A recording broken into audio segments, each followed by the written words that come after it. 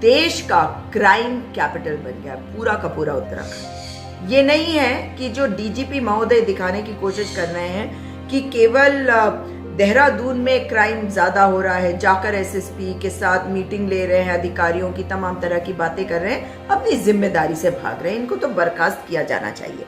अब मैं आपको बताना चाहती हूँ कि 21 अक्टूबर 2022 को एक बेहद गरीब परिवार से एक मिसिंग रिपोर्ट दर्ज करी गई और मिसिंग रिपोर्ट दर्ज करने वाले बलबीर सिंह रावत जी, बलबीर रावत जी ज्वालापुर में रहते हैं, हरिद्वार में, और उन्होंने रानीपुर थाने में एक कंप्लेंट करी। उसमें उन्होंने बताया कि 19 अक्टूबर से उनका बेटा शाम 5 बजे कहीं गया और फिर वापस नहीं आया।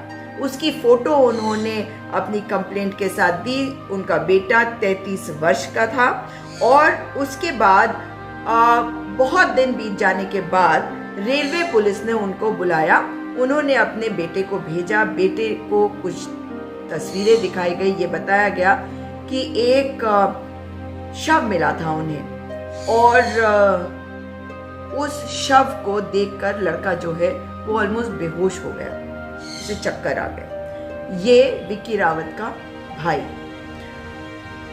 हुआ यूं था कि रेलवे पुलिस का ये कहना था कि उनके बेटे की मृत्यु हो गई थी रेलवे ट्रैक के पास और क्योंकि 72 घंटे तक उन्होंने इंतजार किया जो निर्धारित समय होता है, उसके बाद बच्चे की अंत्येष्टि कर दी गई जो नियम अनुसार उन्होंने बताया।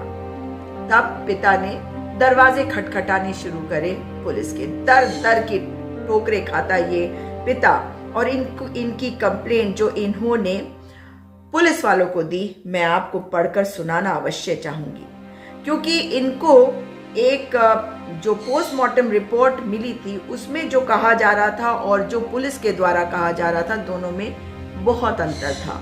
तो पहले आपको सुनाती हूँ कि इन्होंने थानाध्यक्ष को लिखे इस पत्र में क्या कहा। इन्होंने कहा, महोदय, सविनय निवेदन यह है कि मैंने आपके रानीपुर थाने पर अपने पुत्र विक्की रावत की गुमशुदगी की रिपोर्ट लिखवाई थी, परंतु मुझे उसकी पूर्व सूचना आपके रेलवे पुलिस वालों ने इसकी मृत्यु की सूचना दी गई, लेकिन उसका शव क्या हो गया था, चूंकि मेरे पुत्र की फोटो मुझे दिखाई गई, उसके सिर पर पीछे से किसी ने चोट मारी हुई है और उसके कपड़े और बैग भी फटे हुए थे एवं मुझे यह कार्य किसी से रंजिश से मारा गया है। मेरा रिपोर्ट पूर्व में गुमशुदगी ना समझकर हत्या का मुकदमा दर्ज करने की कृपा करें। मैं दिनांक 19/10/2022 से दर दर की ठोकर खा रहा हूँ। कृपया मेरे रिपोर्ट पर तुरंत कार्यवाही कर दोषियों को सजा दिलाने की कृपा करें। आप इस पत्र को अगर देखें तो ये साफ है कि पिता दर दर की ठोकरें खा रहा है और एफआईआर दर्ज नहीं करी जा रही है, मिसिंग रिपोर्ट दर्ज करी गई है। अगर कोई अनहोनी होती है और पिता को ये लग रहा है कि उसके बेटे की हत्या हुई है, तो क्या पुलिस की ये जिम्मेदारी नहीं है कि एफआईआर दर्ज करे?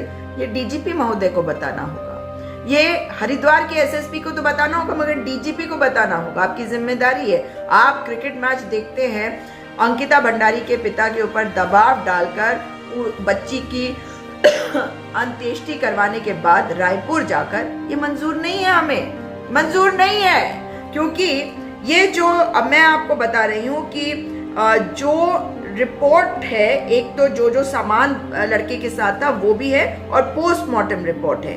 पोस्टमार्टम रिपोर्ट में ये साफ दिख रहा है कि उसको चोट लगी। अब मैं अगर फोटो में बहुत ज्यादा आपको क्लियरली नहीं दिखा सकती हूँ, बहुत ही दिल दहलाने वाली ये फोटोग्राफ्स है और इसमें ये अगर आप देखेंगे तो ये दिखता है कि लड़के को किसी ने पीछे से सिर पे मारा है।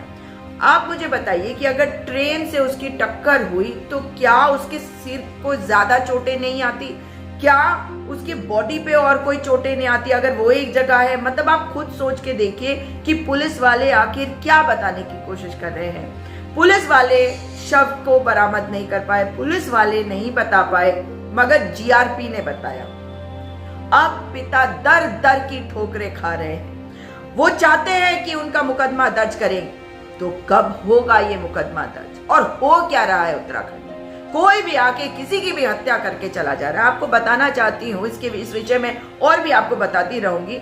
ये लड़का एक चाय वाले के द्वारा देखा गया था अपने 2-3 साथियों के साथ पुलिस ट्रैक पे। ये कुछ खाने पीने का सामान लेकर, शराब लेकर ये दोस्त जो है गए। वहां पे इन्होंने शराब पी। उसके बाद उसको कुछ नहीं पता कि क्या हुआ, मगर बहुत सारी विरोधाभासी बातें आ रही हैं और मैं आपको ये जरूर दिखाऊंगी, पिता से बात भी करूंगी। तब आप देखेंगे कि वो जो बातें बता रहे हैं कि उनको अलग अलग जो वर्जन्स आ रहे हैं अलग अलग एरिया से, वो क्या है। मगर ये तो बताना पड़ेगा ना डीजीपी को कि आखिर एफआईआर दर्ज क्यों नहीं हो रही है।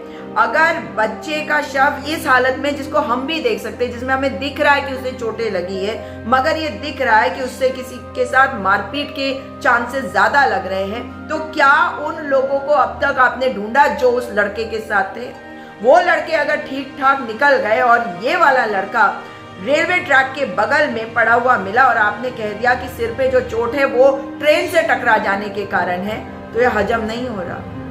हमने देखा है केदार भंडारी के साथ आप लोगों ने क्या किया, और मैंने ये भी देखा है कि उपाध्याय जी के बेटे के साथ हरिद्वार की पुलिस ने रुड़की के एरिया में क्या किया। अब बताएं पुलिस कि कब होगी कार्रवाई, अब बताएं डीजीपी महोदय, और डीजीपी को बर्खास्त कब करेंगे मुख्यमंत्री जी, ये बताएं। सबको धमकी देते रहते हैं कि ये पोस्ट मत करो, बोलो मत, और तरह तरह की बातें करते हैं, अपने गाने गुने गाते रहते हैं। तो कब करेगी कार्रवाई उत्तराखंड की पुलिस और कब संज्ञान में आएगा आपके मुख्यमंत्री पुष्कर सिंह धामी जी, ये बताइए आप।